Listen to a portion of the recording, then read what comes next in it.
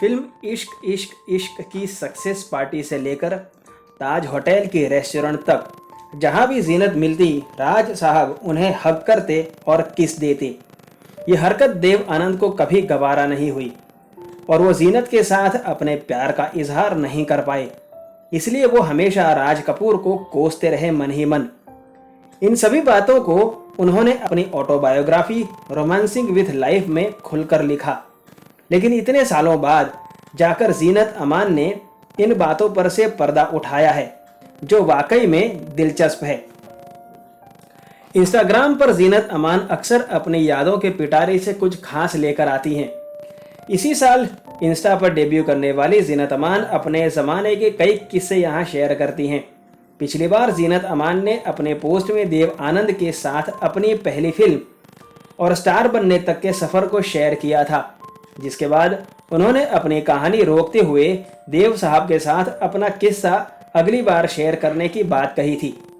अब जीनत ने एक और पोस्ट शेयर किया है, जिसमें उन्होंने राज कपूर के साथ अपने रिश्तों की बात करते हुए देव आनंद से हुई गलती के बारे में भी बताया और ये भी खुलासा किया कि देव आनंद की ऑटोबायोग्राफी के बाद वो कितना आहत और अपमानित महसूस कर रही थी।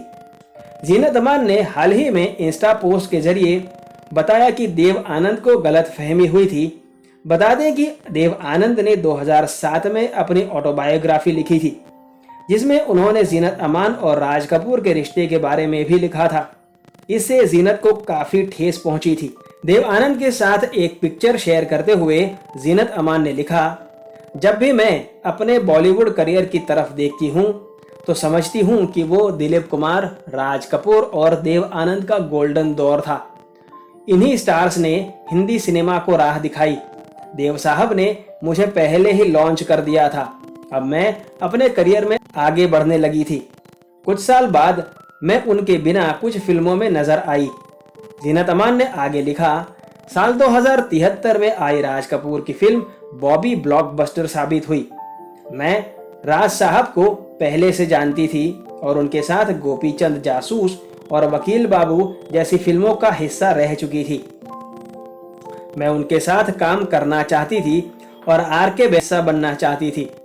मुझे राज साहब की सत्यम शिवम सुंदरम फिल्म कैसे मिली, इस बारे में मैं इस फिल्म के लिए मेहनत करना चाहती थी और जी जान एक कर देना चाहती थी, लेकिन मुझे इस बात की खबर नहीं थी कि देव साहब इन चीजों को गलत तरीके से समझ रहे हैं। देवानंद के बारे में जीनत ने आगे लिखा, ग्राफी रोमांसिंग विथ लाइफ में बताया था कि वो मुझसे प्यार करते थे और राज साहब के साथ मेरी नजदीकियां उन्हें पसंद नहीं थी। तब ये जानकर मैं हैरान हो गई थी। मैं अपमानित महसूस कर रही थी और घबरा गई थी। जिन देव साहब को मैंने इतनी इज्जत दी, उन्हें अपना मेंटर समझा, उन्होंने न सिर्फ मेरे बारे में ऐसी बातें की बल्कि उसे दुनिया के लिए पब्लिश भी कर दी। कई हफ्ते तक इस बारे में मुझे लोगों के फोन आते थे और वो पूछते थे कि ये क्या हो गया है। जीनत ने लिखा, देव साहब की वो किताब मैंने कभी नहीं पढ़ी और गुस्से में वो कॉपी स्टोर में रख दी। ये एक बहुत बड़ी गलतफहमी थी। इस बात से मैं काफी शर्मिंदा हो गई थी।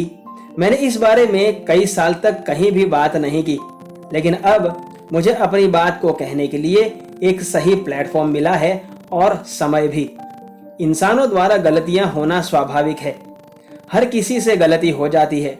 मैं देव साहब को हमेशा दुर्लभ प्रतिभा के धनी व्यक्ति के तौर पर याद रखूंगी। मैं उनकी हमेशा आभारी हूँ। आज के वीडियो में बस इतना ही। आपका क्या कहना है इन कलाकारों की गलतफहमी के बारे में? अपनी राय जरूर दें। धन्यवाद।